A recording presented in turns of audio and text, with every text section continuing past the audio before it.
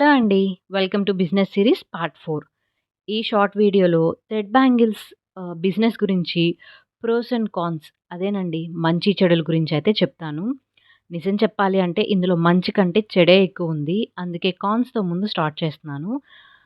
First ఏంటంటే business reach అయ్యి orders రావడానికి చాలా టైం పడుతుందండి. అండ్ సెకండ్ ఏంటంటే ఎన్ని ఆర్డర్స్ డిస్పాచ్ చేసినా ఒక్క నెగెటివ్ కామెంట్‌తో బిజినెస్ మొత్తం కొలాప్స్ అవుతుంది.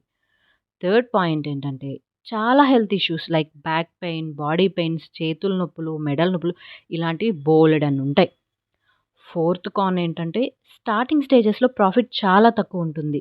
ఇన్‌ఫాక్ట్ మనం ఇన్వెస్ట్ చేసిన అమౌంట్ మనకి రావడానికి మినిమమ్ 4-6 మంత్స్ టైం అయితే పడుతుంది.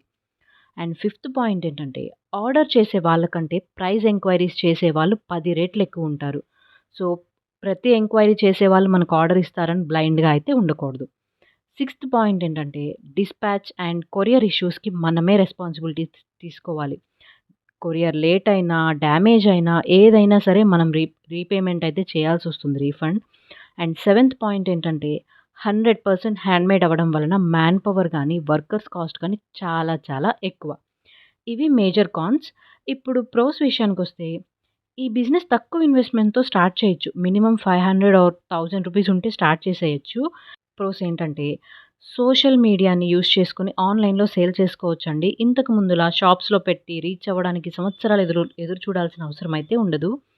అండ్ థర్డ్ పాయింట్ ఏంటంటే, మన work, quality and reasonable prices ఉంటే సేమ్ కస్టమర్స్ నుంచి రిపీటెడ్ ఆర్డర్స్ వచ్చే ఛాన్సెస్ 100కి 100% ఉంటాయి.